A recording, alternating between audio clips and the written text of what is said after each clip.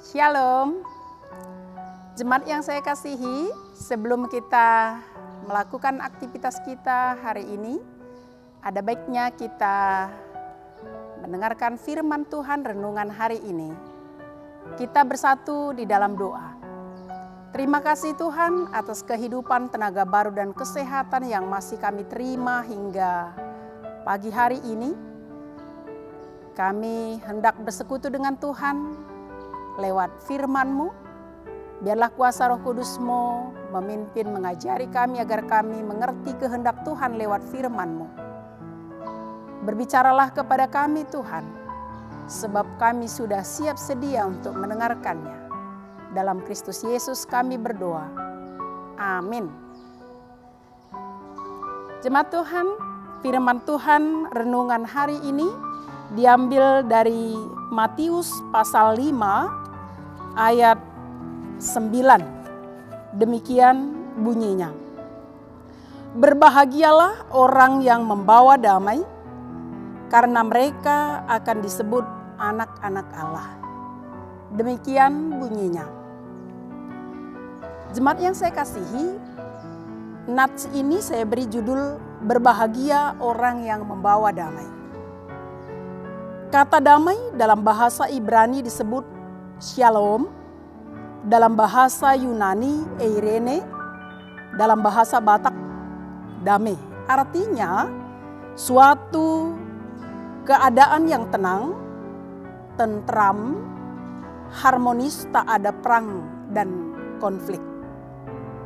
Kata shalom atau damai itu pertama kali terdapat dalam kitab Kejadian pasal 1 dan 2, yaitu ketika Adam mempunyai relasi yang baik dengan Allah dan manusia serta lingkungannya. Namun shalom atau damai itu menjadi rusak ketika manusia sudah jatuh ke dalam dosa dan hubungan dengan Tuhan dan relasi dengan Tuhan menjadi rusak juga. Jemaat yang saya kasihi, orang yang membawa damai adalah orang yang mau menghadapi, mengatasi, dan menyelesaikan suatu persoalan secara tuntas, sehingga kondisi damai tercipta. Membawa damai tidaklah mudah, karena harus menghadapi resiko, bisa saja disalah mengerti oleh orang lain atau bahkan tidak dihargai, atau usaha yang dilakukan tidak berhasil. Jemaat yang saya kasihi, dalam Yesaya 9 ayat 5 dikatakan Allah sendirilah yang menjadi Raja Damai. Dan dalam Lukas 2 ayat 14 disebutkan Yesus Kristus sendiri membawa damai ke dalam dunia ini. Dan Roh Kudus sendiri yang memampukan manusia melakukan damai dalam perbuatannya. Itu dikatakan Paulus dalam Galatia 5 ayat 22. Jadi damai yang sejati itu sesungguhnya datang dari Allah. Dalam nats ini, yaitu bagian dari khotbah Tuhan Yesus di bukit, Tuhan Yesus menekankan bahwa kita sebagai orang yang mengikut Dia, yang percaya kepadanya, harus membawa damai. Bagaimana caranya supaya kita dapat membawa damai? Tentunya kita harus memiliki iman yang teguh kepada Allah Tritunggal, memiliki relasi yang baik dengan Tuhan, dan hidup kita benar-benar dikuasai dan dipimpin oleh Roh Kudus.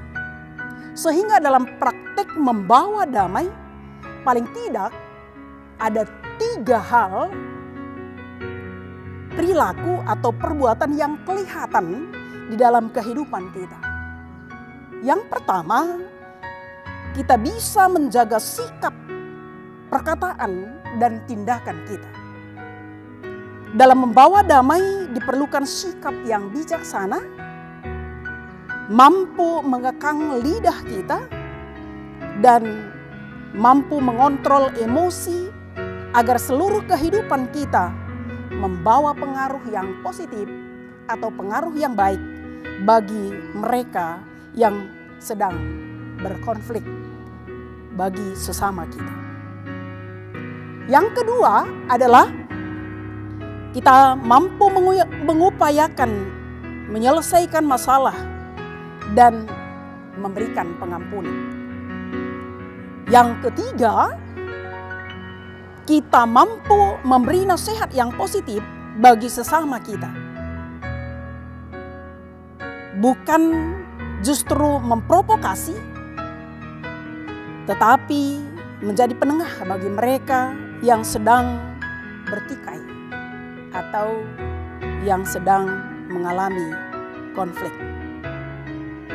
Jemaat yang saya kasihi, sebagai orang yang percaya, kita wajib membawa damai, menciptakan suasana damai, dan membawa damai bagi semua orang.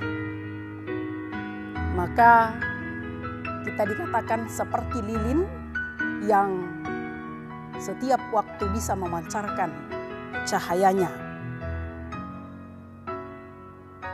Kita yang mengharapkan kebahagiaan, apalagi seperti yang Tuhan Yesus katakan dalam khotbahnya di bukit ini, menjadi orang yang berbahagia adalah mereka yang mau membawa damai. Karena itu jemaat yang saya kasihi, marilah kita membawa damai bagi semua orang dimanapun kita berada, sehingga kehendak Tuhan dapat nyata dalam kehidupan kita, dan kita juga disebut sebagai anak-anak Tuhan. Anak-anak Tuhan yang mewujud nyatakan firman Tuhan dan kehendak Tuhan di dalam kehidupannya. Amin. Kita bersatu di dalam doa.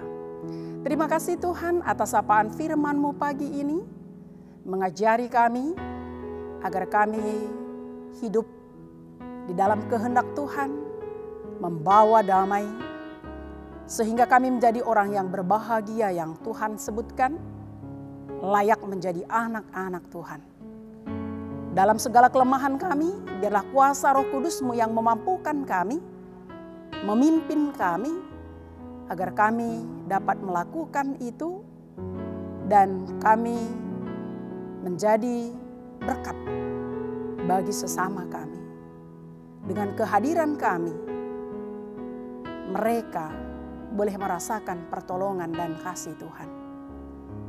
Berkati seluruh jemaat Tuhan dimanapun berada, dalam setiap aktivitasnya Engkau bersama-sama dengan mereka.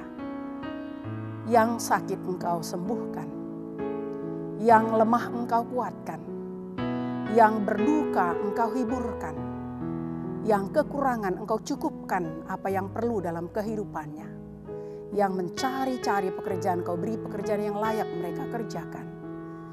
Bagi yang studi Engkau berikan kepintaran, supaya seluruh jemaat Tuhan merasakan kehadiran dan pertolongan Tuhan dalam hidupnya.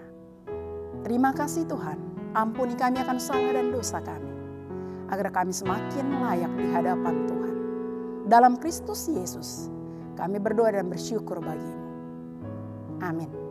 Jemaat Tuhan, selamat melanjutkan aktivitasnya hari ini. Kiranya Tuhan bersama kita dan memberkati kita. Shalom.